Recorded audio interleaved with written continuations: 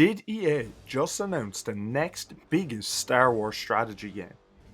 Welcome back to Newswatch Wednesday, where today we discuss the release of a new Star Wars game, a new look into Darth Vader, and the upcoming LEGO Star Wars May the 4th sets. After years of silence on the real-time or turn-based Star Wars front, EA has finally revealed Star Wars Zero Company, a brand new turn-based strategy game set during the Clone Wars, and fans of galactic tactics and clone trooper squad building are very excited. The game focuses on a unique clone unit called Zero Company, and early reports suggest we'll be commanding squads across tactical battle maps in a style similar to XCOM. Could this mean we'll finally get the chance to rewrite major battles in Clone Wars history? Personally, I don't think so. We have seen that there is a Jedi character in this, and a clone character with mismatched armour. By pictures it also looks like Bo-Katan makes an appearance, so it will be interesting to see how many characters are actually in this game. Will they bring in all the major names, or stick it to newer characters, like Star Wars Hunters, although we know that did not pan out well for them. Speaking of rewriting Star Wars history, what's the one version of Star Wars that George Lucas banned for nearly 5 decades?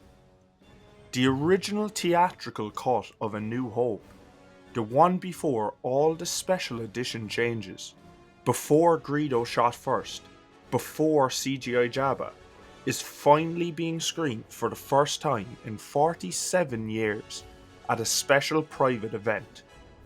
While there's no word on a public release yet, this showing has reignited hope among fans for a potential official remastered release of the original trilogy. Could Lucasfilm be testing the waters? Personally, I've never seen the original theatrical cut, and I know that sounds crazy, but I just haven't seen it. Have any of you seen it? And if so, tell me how it compares. Now, on to something a little more brick-built. Which legendary Star Wars ships and characters are getting the LEGO treatment this May the 4th? LEGO has unveiled 9 new Star Wars sets ahead of Star Wars Celebration on April 19th, with availability beginning May 1st. The highlight is the largest version yet of Jango Fett's Firespray class starfighter, a 2,970 piece set including Jango and Boba Fett minifigs, priced at $299.99 and available for pre-order starting May the 4th. I've seen content creators like Mandor Productions cover this, and know that there will be some issues, including why the Boba Fett figure has been changed. Even the actor that played Boba Fett in the movies has complained, saying it looks nothing like him now. So it's an interesting one. Why change what was working? Other new releases include a 1,039 piece model of Chopper from Star Wars Rebels and Ahsoka, priced at $100, which I think will be a very good addition. I personally love Chopper and find him very fun. Plus, as someone who owns the C-3PO and R2-D2 sets, I think this will look great beside them.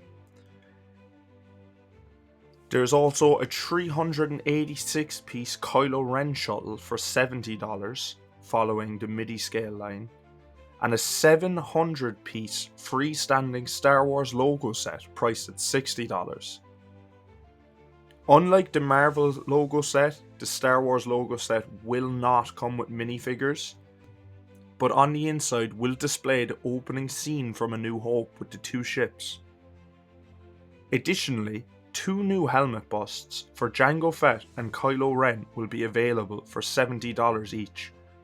The Jango Fett is very similar in size and shape to the Boba Fett helmet, and I think this was a very good idea to keep most similarities between the two.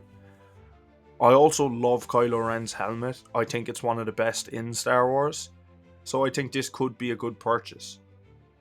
The U-Wing from Rogue One is returning as a 594 piece set featuring Cassian Andor, K2SO, and ISB officers for $70, and pre-order starts May 1st.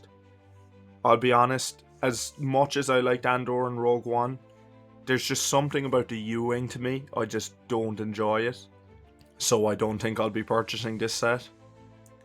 LEGO also introduced new brickheads, a $10 Luke Skywalker in his X-Wing suit, and a $50 5-character set inspired by Revenge of the Sith, featuring Mace Windu, Emperor Palpatine, General Grievous, Padme Amidala, and Anakin Skywalker. This is similar to the Phantom Menace set that they released. Several sets are already available for pre-order through the official LEGO website. My recommendation with some of these would be to wait till they go on sale, especially the sets such as Kylo Ren's ship, which seems to be ridiculously overpriced, and the big Revenge of the Sith brickhead set is bound to go for cheaper. These sets are already generating excitement among LEGO and Star Wars fans. However, one big question remains. Will we get any diorama sets for Revenge of the Sith this year? Will LEGO surprise us with any Nightfall Vader sets? And speaking of the dark side, what new book will take us deeper into Darth Vader's twisted path? A brand new Star Wars novel has just been announced, Star Wars Master of Evil. We discussed this a few weeks ago, but now we know that this story will be Vader-centric, and the story promises to dive deep into the psyche of the Sith Lord like never before, and bridge the emotional and violent gap between Revenge of the Sith and Rogue One. The book will be written by Delilah S. Dawson, and it drops in November 2025. Could this be the darkest Star Wars novel yet? But not all things Star Wars are continuing. Why is the mastermind behind some of the most critically acclaimed Star Wars stories stepping away for good? Tony Gilroy, the brilliant mind who salvaged and reshaped Rogue One into the gritty masterpiece we now consider one of the best Disney-era Star Wars films, has officially confirmed that Andor Season 2 will be his final contribution to the galaxy far, far away. Known for bringing a raw, political and emotionally grounded lens to Star Wars, Gilroy didn't just create a good show, he redefined what Star Wars could be when stripped of Jedi mysticism and focused instead on rebellion, sacrifice, and the moral ambiguity of war. His work on Andor was nothing short of revolutionary. From Mon Mothma's slow burn political arc, to the masterful prison break on Narkina 5, every thread in Gilroy's storytelling emphasized character, tension, and purpose. It was prestige television set in the Star Wars universe, and now it's coming to an end. Gilroy has made it clear, once Andor Season 2 is wrapped, he's done, stepping away to pursue new creative adventures.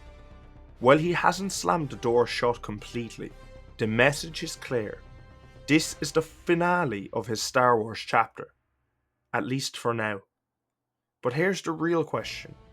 Without Gilroy, will Star Wars continue to tell stories this politically sharp and emotionally complex? Or is this the end of the most grounded era in Star Wars storytelling? What are you most excited for? The new LEGO Star Wars sets? The band cut of A New Hope? Or the new strategy game? Drop your thoughts in the comments. Hit that like button if you love Dark Side novels, and don't forget to subscribe for next week's episode of Newswatch Wednesday. Until then, thank you for watching.